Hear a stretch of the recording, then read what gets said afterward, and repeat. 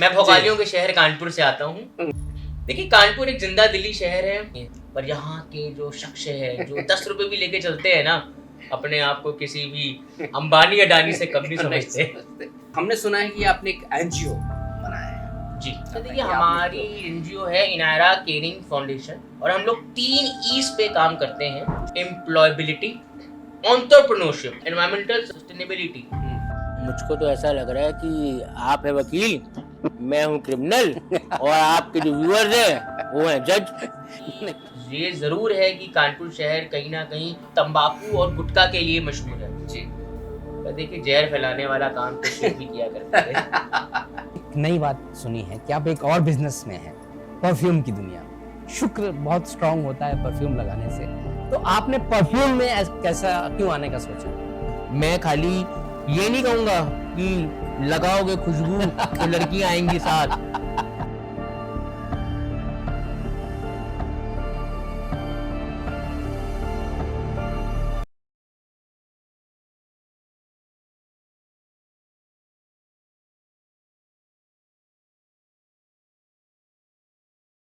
नमस्कार दोस्तों, मैं हूं सुमित चावला। स्वागत करता हूं अपने शो द सुमित चावला में। आज हमारे साथ हैं जानी मानी हस्ती नीतीश अरोड़ा जी। बहुत बहुत स्वागत है सर हमारे शो में। धन्यवाद। नीतीश जी, पहला सवाल, आपका जन्म कहाँ हुआ है? सर, मैं भारतीय हूँ और भारत में जन्मा हूँ, तो जन्म स्थल बताना जरूरी है क्या?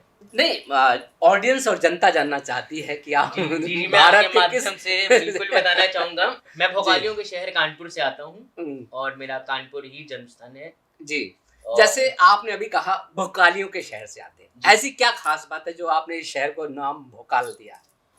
देखिए, कानपुर एक जिंदा दिली शहर है और ये हमारे सर्वेज भी कहते हैं कि ऑल ओवर वर्ल्ड में अगर कहीं खुशहाली पाई जाती है तो वो है कानपुर। 11th रैंक में आता है कानपुर जी। और क्यों आता है कानपुर? क्योंकि यहाँ पर हर गली में आपको जिंदा दिली मिलेगी। अच्छा, तो आप बिंदास तरीका मिलेगा और यहाँ के स्लैंग्स मिलेंगे और नए नए आइडियाज और सोच मिलेंगे आपको। जैसे कोई एक बात बताइए जो आपको लगता हो कि यार इस शहर में सबसे अलग है। सर, जेब में 10 रुपए है आपके जी, आपके ऊपर टेंशन है, उलझन है, कैसे दुनिया चलेगी, क्या होगा आगे, पर यहाँ के जो शख्स है जो 10 रुपए भी लेके चलते हैं ना, अपने आप को किसी भी अंबानी अडानी से कम नहीं समझते। इसीलिए तो उत्तर प्रदेश उत्तर मतलब उत्तम। उत्तर मतलब उत्तम। तो ये योगी जी ने जो इसको उत्तम बनाया है जी। हिंदुस्तान में हमारे सबसे ज्यादा एक्सप्रेसवे जी। स्टेट बनाया है जी। योगदान जी। योगी जी का रहा है। मैं ये नहीं कहता, मैं कोई पॉलिटिकल नहीं हूँ कि कांग्रेस ने कुछ नहीं किया, कि यहाँ के लोकल पार्टी सपा या बसपा ने कुछ नहीं किया, ये तो एक जोक सपाट। बट ये शहर जिंदा दिली के लिए जाना जाता है, इतिहास के लिए जाना जाता है, पावन गंगा नगरी है ये, सीता जी की रसोई है, कल्चरल हिस्टोरिकल हर एक्टिविटीज से, यहाँ तक कि जब आज़ादी के टाइम जो किस्से हुए कानपुर शहर में, वो भी इस जड़ से ही निकलते हैं कहीं ना कहीं। जी। और कानपुर एक बहुत बड़ी छावनी कहलाई गई ब्रिटिश शासन काल में। जी। और यहाँ का जीने का तरीका, काम करने का तरीका, हालांकि ये ज़रूर है कि कानपुर शहर कहीं ना कहीं लेदर इंडस्ट्री और तंबाकू और गुटखा के लिए मशहूर है। जी। पर देखिए, जहर फैलाने वाला काम तो शेर भी किया करते थे। तो आप ये कहना चाहते? नहीं, ऑफ कोर्स ये तो बात आपकी जायज़ है कि भाई यहाँ पे तंबाकू और गुटखा और ये सारी चीज़ें बहुत ज़्यादा फेमस हैं, क्योंकि सबसे ज़्यादा मैन्युफैक्चरिंग मेरे ख्याल से इसी शहर में होती है। जी। तो सर, एक हमने सुना है कि आपने एक एनजीओ बनाया है। जी। उसके बारे में हमें आप विस्तार से बताइए, ताकि पूरा उत्तर प्रदेश आपके इस शो को देख रहा है और जानना चाहता है। देखिए, हमारी एनजीओ है इनायरा केयरिंग फाउंडेशन जी, और हम लोग 3 ईज पे काम करते हैं। जी। पहला एम्प्लॉयबिलिटी, जी, जो समझ में आता है कि रोजगार के अवसर और रोजगार स्थितियों को पैदा करना। दूसरा एंटरप्रेन्योरशिप, क्योंकि आज के युवा, यहाँ तक कि हमारे भारत सरकार की सोच है कि स्टार्टअप हो, बंदा अपना खुद का व्यवसाय खोले, तो ये उस शब्द से जुड़ा हुआ है एंटरप्रेन्योरशिप। और तीसरा ई हमारा आता है एनवायरमेंटल सस्टेनेबिलिटी, जो खुद प्रकृति के लिए जागरूक करना, प्रकृति को बैलेंस्ड कैसे किया जा सकता है, क्योंकि डेफिनेटली अगर हम कहीं ना कहीं डेवलपमेंट करेंगे और डेवलपमेंट करने के बाद ये चीज़ सामने आती है कि हम प्रकृति को कहीं ना कहीं बाईपास करते हैं, बट डेवलपमेंट को कैसे बिना बाईपास किए प्रकृति को बिना बाईपास के डेवलपमेंट किया जा सके, उस पर नई सोच और नई धारा को शुरुआत करना इस एनजीओ के माध्यम से हम करना चाहते हैं, काम कर रहे हैं इस पर। तो सर देखिए, मैं एक सवाल आपका बीच में काट के एक बात पूछना चाहता हूँ। जैसे लाखों एनजीओ हैं, इसमें अलग क्या है? देखिए, लाखों एनजीओ, हमारे एनजीओ में सबसे क्या मेन फर्क ये आता है कि कोई भी एनजीओ अगर काम कर रही है तो किसी एक विजन और फोकस को लेके काम कर रही है, कोई गंगा सफाई कर रही है, जो कि नहीं हो सकती। हम मंदिर बना रहे हैं, मस्जिद बना रहे हैं, हम धार्मिक एनजीओज बना रहे हैं, हम रोजगार पैदा करने वाला बना रहे हैं, पर क्या ये बताइए, रोजगार पैदा करने के बाद जो शख्स, जो बच्चा स्टार्टअप करना चाह रहा है, वो स्टार्टअप करने के बावजूद भी क्या उसको कोई भी सहयोग मिल पा रहा है कि नहीं मिल पा रहा है? तो इस एनजीओ के माध्यम से आप क्या मैसेज देना चाहते हैं? देखिए, मैं उन सब युवाओं पीढ़ियों को, चाहे वो मेल हो चाहे फीमेल हो, जो छुपा हुआ आर्टिस्ट है भारतवर्ष में, उसको ग्लोबल कैसे ले जाना है और क्या हम सरकारी स्कीम से ले जा सकते हैं, क्योंकि सरकारी स्कीम कहती है कि आप पैसा लाइए और हम आपको फंड दे रहे हैं और आप काम करिए, बट जो स्टार्टअप्स फेल होते हैं उसका मेन माध्यम रहता है क्योंकि उनको एक्सपीरियंस नहीं है, एक्सपर्टीज नहीं है। हमारी एनजीओ क्या करती है, एक SHG ग्रुप बना के बैठी है, सेल्फ हेल्पिंग ग्रुप, जिस माध्यम से हम युवाओं को उसमें ट्रेनिंग देते हैं, उनको फंडिंग के लिए इंक्यूबेशन एक सेंटर प्ले करते हैं और उनके जो प्रोडक्ट है उस प्रोडक्ट को ग्लोबल में ले जाने के लिए जो मार्केटिंग स्किल्स है वो हम लोग खुद प्रोवाइड करते हैं, जिससे उसने जो फंड उठाया है वो फंड इजीली वो रिफंड कर सके भारत सरकार को और अपनी लाइफ को इजीली वे में सस्टेन तरीके से जी सके। ओके, तो अभी आपका जो एनजीओ है इस वक्त किस उस पर काम कर रहा है? फिलहाल तो हमारा एनजीओ इस समय वुमेन एम्पावरमेंट को लेकर काम कर रहा है। वुमेन एम्पावरमेंट का मतलब ये नहीं होता है कि हम खाली वुमेन को सशक्तिकरण करवा रहे हैं, हम ये चाह रहे हैं कि जो महिलाएं जो पुरुष कुछ करना चाहते हैं, काबिलियत है, बट उस बिना किसी अभाव से उस चीज को उभर के नहीं सामने आ पा रहे, वो एनजीओ, हमारी एनजीओ उनको हमारे माध्यम से ग्लोबल ले जाने की तैयारी में बैठी हुई है, ग्लोबल ले जा रही है, उनको ट्रेनिंग दी जा रही है, कैसे फंड्स को एलोकेट किया जाए, कैसे एक्सपेंसेस को नॉर्मल किया जाए, किस तरीके से अपने आप को डिजिटल इंडिया बनाया जाए, क्योंकि digital India, local for India का कॉन्सेप्ट तो सरकार ने स्टार्ट किया, बट क्या ये आज ग्राउंड लेवल में कितने लोग इसे इम्प्लीमेंट कर रहे हैं?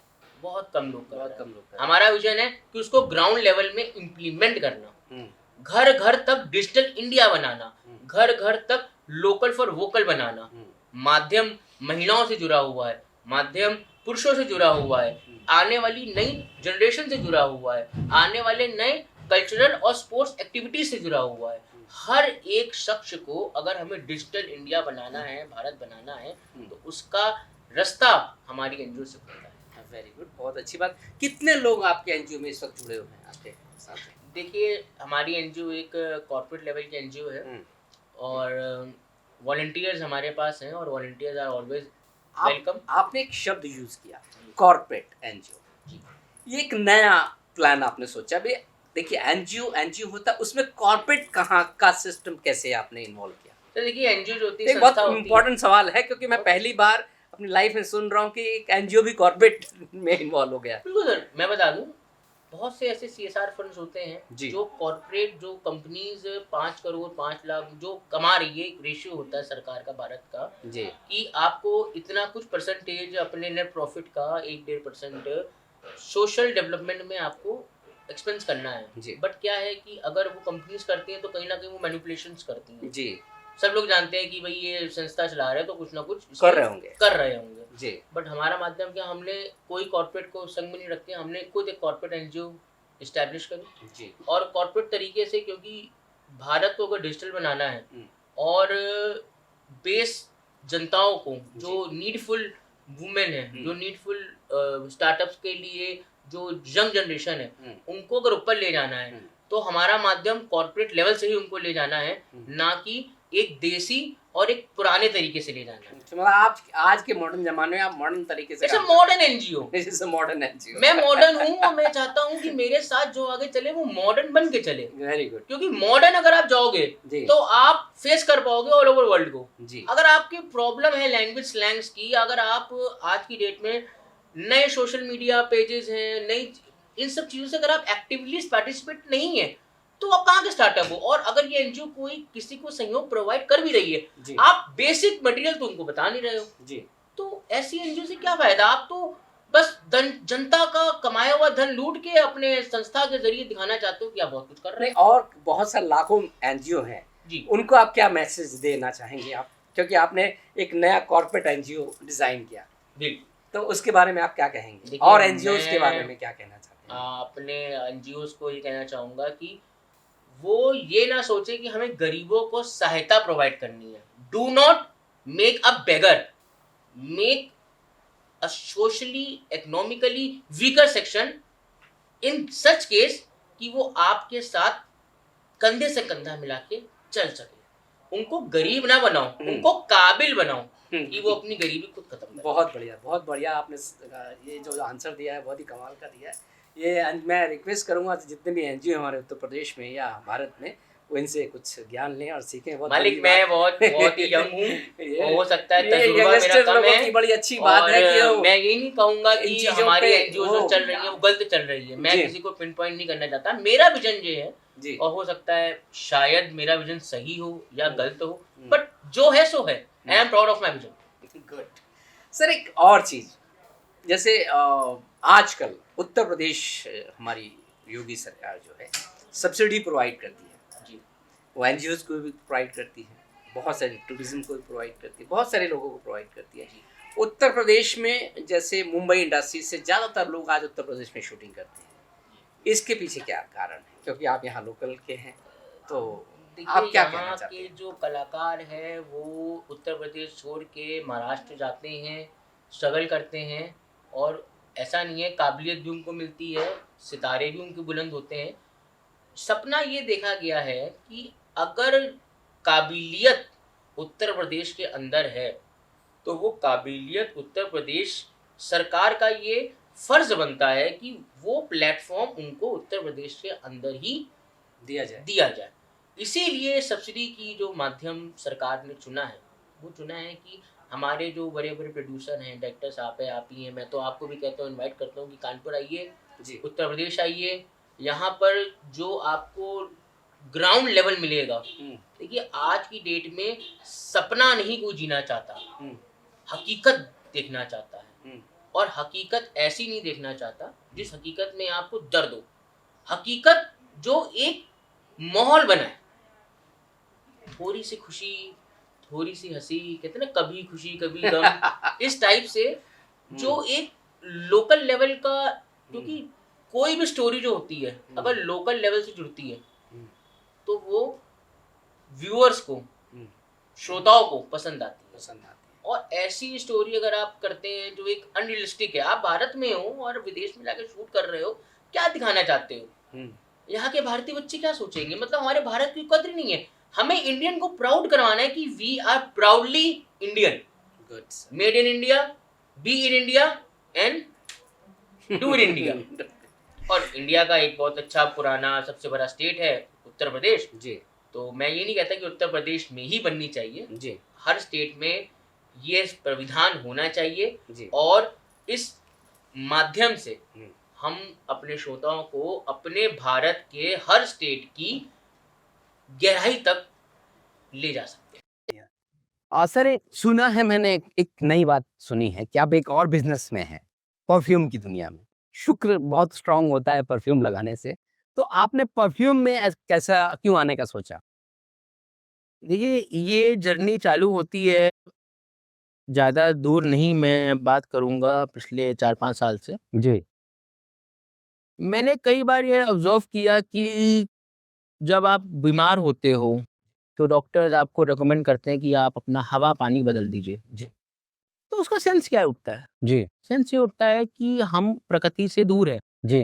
आपको अपनी प्रकृति के पास आना है जी तो आप हवा पानी बदलते हैं, पहाड़ों में जाते हैं। जी पहाड़ों में क्या मिलता है आपको? जी माउंटेन्स में वाटरफॉल्स होती हैं, पानी की खुशबू आपके बॉडी को इंटरेक्ट करती है, आपके जो ब्लड के अंदर सर्कुलेशन सेल्स और मल्टी बिलियन सेल्स जो चल रहे हैं वो रिचार्ज होते हैं। जी ट्रीज, वुड्स, लीफ, तो इसकी जो फ्रेगनेंसेस है जी वो बॉडी को ऑब्जॉर्व करती है जी और अपने आप आपके माइंड को एक मैसेज जाता है कि आप रिफ्रेश हो जाते हो। जी।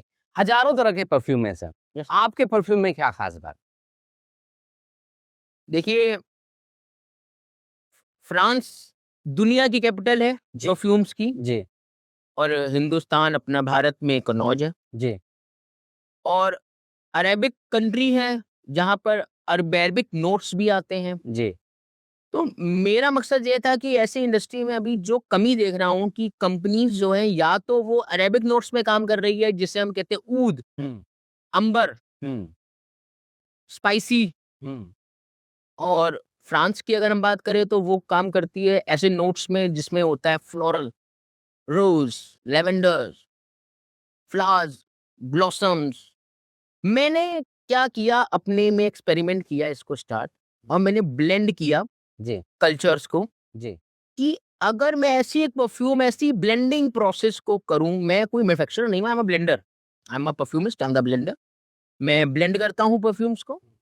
मैंने वो खुशबू पैदा करने की कोशिश करी है जिसमें आपको फ्रांस का दिल मिले, धड़कन अरब की मिले, अच्छा, और ग्राउंड आपको भारतीय मिले। कन्नौज का मिल जाए तो आपने मिक्स कर दिया, इट्स अ कॉकटेल, कॉकटेल कर दिया। Cocktail of blend of fluorescent, जी a blend of woody, जी। a blend of oud notes, अलग अलग। तो आपने क्या इनाम रखे इनके परफ्यूम से, क्या क्या नाम है आप? देखिए, हमारा ब्रांड है जो कि अभी 2 साल ही हुए रजिस्टर्ड हुए, जी आई सियांते।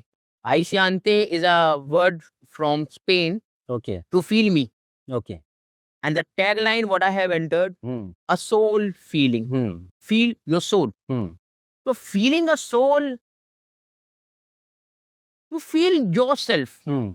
This is the only vision of my आई सियांते। यंगस्टर को क्या कहना चाहेंगे आप इस पर? यंगस्टर को मैं कहना चाहूंगा कि if you want to become a more confident in your career, in your business, in your any aspect, मैं खाली ये नहीं कहूंगा कि लगाओगे खुशबू तो लड़कियां आएंगी साथ, मैं कमिट नहीं करता हूँ।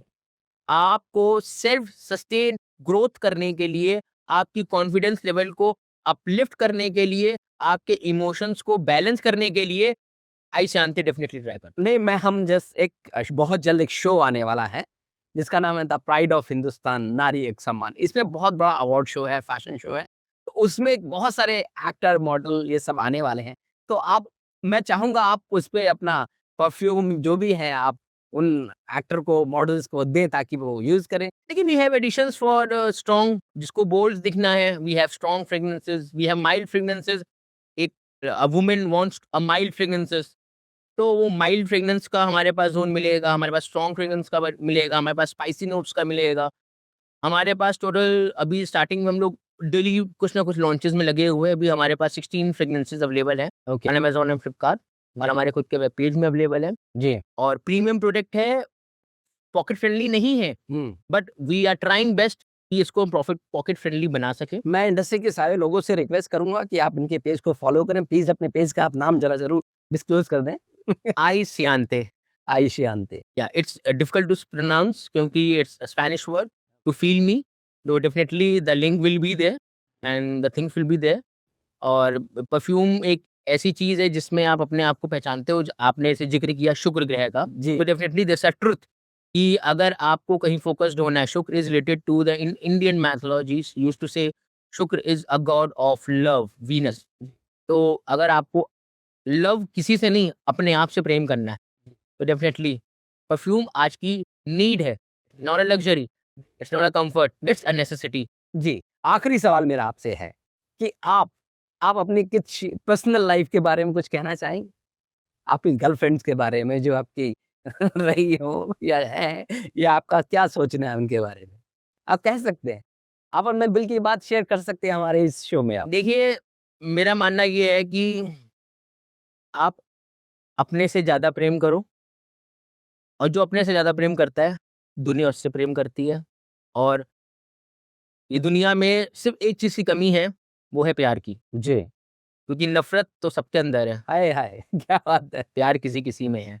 तो ऐसा बनो जी, कि खुद प्यार करो, जी। दुनिया को प्यार करने वाला बनाओ। बहुत बढ़िया सर। खुद को इतना काबिल बना लो जी। कि दुनिया तुमसे मजबूर हो जाए प्यार। लाइफ में सैटिस्फाइड है एकदम। ऑफ कोर्स, मतलब यू शुड बी। हमें ब्लेम नहीं करना चाहिए, वी ऑलवेज फील ब्लेस्ड, जी। क्योंकि हाथ अच्छे हैं, आँखें अच्छी हैं, 2 पैर सलामत है, अच्छा खासा दिमाग भी है, दिल की धड़कनें चल रही है, और अगर ये डैमेज हो जाए तो बहुत पैसा खर्चा होता है। इसीलिए we should be blessed, happy रहना और वेल्दी नहीं, हेल्दी रहना is a priority. Thank you so much. तो ये थे हमारे नितेश कुमार जी। इन्होंने आपको पूरी अपनी जर्नी के बारे में बताया, अपनी चीज़ों के बारे में बताया, एनजीओ के बारे में बताया। अगली बार हम किसी और नई सेलिब्रिटी के साथ मिलेंगे। तब तक के लिए शुभ रात्रि, शब्बा खैर, गुड नाइट।